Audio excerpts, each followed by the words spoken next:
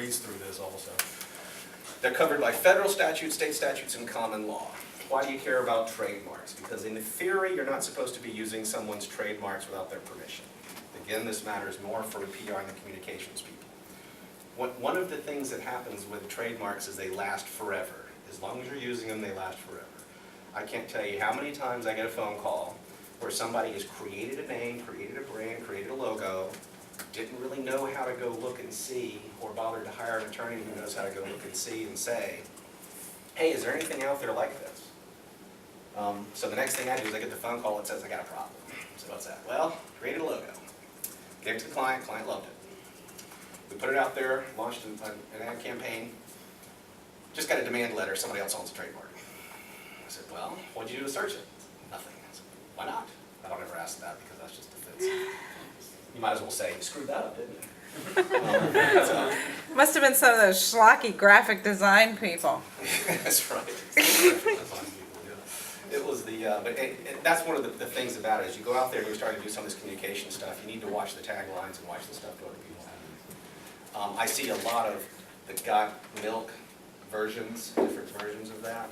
If they wanted to press that, they could. It's their choice. You know? When I talk about things like, everybody always says, is it okay to do this? Is it okay to do that? Well, it's not really. It's not really the right question. The right question is, how much risk's associated with that? I mean, I could form a company in South Carolina called Nike if I wanted to. I mean, there's nothing legally preventing me from doing that. Nike could more than likely will sue me for it. They happen to be very aggressive. They're going to sue me for it. You know, can I do it? Sure. Should I do it? That depends on my risk level. Do I want to spend the time and the money to fight them off? Okay. The average trademark case costs somewhere around $500,000. It takes about 2 years if we're going to go soup to nuts, the whole process. That's at the federal level. There's state and common law. I'll tell you about them in a minute. At the end of the day, though, the right stems from use. If you're using the mark, that's where it comes from. You can't reserve names. You can for some short period of time, but generally you can't reserve names. You have to use them. You have to get out there and have them. Names will go back into the public domain. New names are created all the time. One of my favorite names that I've ever heard of was a interior design company in Greenville. And she's a very creative lady, and she said she thought that her company had a lot of panache, and that her offerings was like a menagerie of offerings. So she called her company Panageries. Totally made up name. Very, very good trademark though. Sends the right message. She picked the name. You see a lot of companies, and you guys haven't been out there and do this yet, so please do me a favor. I get names to search. And some of the names I get, these people paid a fair amount of money for people who are supposed to know what they're doing to create for them. So I will get names that make, like, the worst one I ever saw was, and I cannot believe I paid for this, it was a semicircle device with an edge on it that had a handle for it. Okay? And it was used to cut pizza. So they called it the pizza cutter. I kid you not. And I was like, I didn't want to say a word, but I had to ask. I was like, all right, you got to have to tell me this one. The marketing person's concept was, and they were not very good, was, well, because you look at it, you don't really know what it does. So we thought by giving it some context, it would really help people understand what it does. I said, no, that's a definition. That's not a brand. Some of the best brands in the world are completely what's called fanciful, meant nothing before you'd ever heard it before. So when you're coming up with these brands for people, if that's or new ideas or whatever, try to experiment with things you've never heard of before. Xerox, Canon, Nike. None of these words meant anything until these companies put some effort behind them and gave them a definition. Those are some of the strongest brands ever made. They didn't mean anything. There are other brands that if you do too good a job, you can lose them. This happened with Escalator. That was a brand name. It became so popular, the company didn't do a good job of holding on to it. I'll show you how to do that in a minute. That it became a brand name. Dry Ice was a brand name. Brazier was a brand name. All those, public domain. Q-Tip, Kleenex almost became brand names. Now they went out there and they sent a bunch of letters to a bunch of people that said, no, you can't call it Q-Tip. That's why you see cotton swab everywhere. You don't see Kleenex, you see tissue. Xerox used to happen. Xerox machines first came out, we'd go Xerox something. No, they said can't do that, make it cotton. So they did a good job of kind of enforcing their brands. But they became so successful they had to kind of pull them back. And that's an excellent, excellent thing to have happen. If that's your problem, that's a good problem to have. That's really where you want to be. All right, these are things that you commonly know. Tricky one, trade dress. Told you lots of alcohol. See, trade dress. You can put a Crown Royal bottle with no markings and do a silhouette a mile away, and most people would know what it was. Coke bottle, they would. You know, you can just see that there it is. Particularly the airplane ones that we used to have in the state that had the little humps on the sides. You know, you could see it forever. NBC chimes did that. Did I take Harley off of here? I think I did. They really disappointed me. Harley Davidson was trying to trademark the name of a Harley. You know, because what's the first page of every manual in Harley say? Remove exhaust system, install straight pipes. I have this image out west of this huge mountain of original exhaust systems for Harleys. Has anybody ever seen a Harley with original pipes on it? Really? Did you take them off with the straight pipes on? You have them original? You might be the only person on the planet. I like the way it sounded with the original. Really? It wasn't loud enough? No, it was quiet enough. I didn't want to go up. Yeah, I mean, you're hardly coming a mile away. So, That's unusual. I didn't even know they shipped the straight pipes. I mean, without straight pipes. So federal law, here's what happens, this is weird.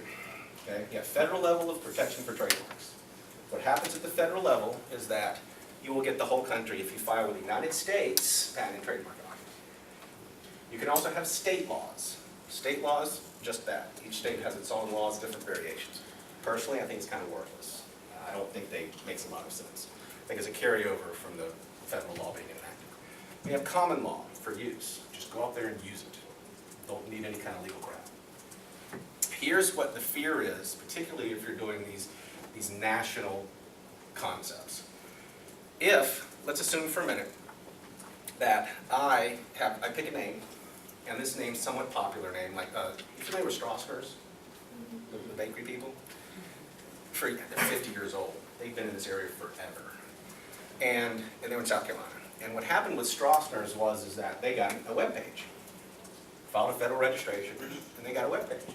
Once they got a web page, a Strasser's in Texas sent a letter and said, you can't use that web page and you can't file that registration. We've been using Strasser's too. Okay? They had local stores also, but in Texas. So now what do you do? Internet caused lots of problems with trademarks and still is. So what do you do next? The way this works is, if you are the first person in an area to use it, you get to keep that area.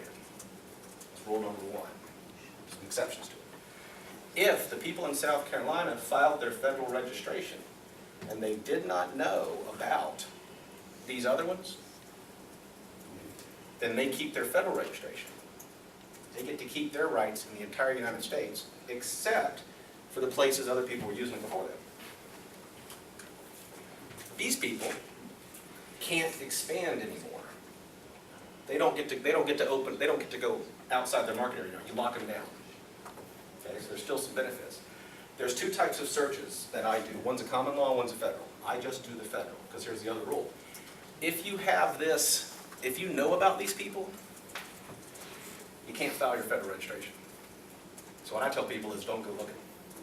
Just file it. We'll figure out later if it's a problem. The only exception to that strategy is if you're a national company and you're pushing a national brand. Kellogg's, Nestle's, Michelin.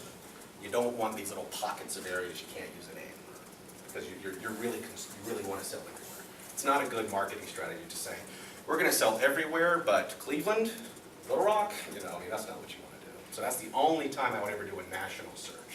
And it's a couple $1,000s. It's not expensive for when you're doing a national campaign, so it's not a big deal. Copyrights. This is going to probably precede what you've already talked about, but copyrights is the most technically complex area of intellectual property of the four areas: patents, copyrights, trademarks, trade secrets. It is also the one that's going to affect you guys the most, unquestionably. At the end of the day, the ownership starts with what you're writing. Your notes you're taking right now, you own the copyrights in. Why? Original work, fixed and tapered in the medium. Anybody here plays music? Okay. All right, if you play music, you don't own the music if somebody else records it. The person who recorded it owns it. Because you didn't fix it in a tangible medium. They put it on a tape, or, well, actually it's old school. They put it on a DVD or memory stick or something. Okay. Drummer, Def Leppard drummer, wrote all their songs. Doesn't own any of it because the recording guy recorded it all. That's the one that fixed it.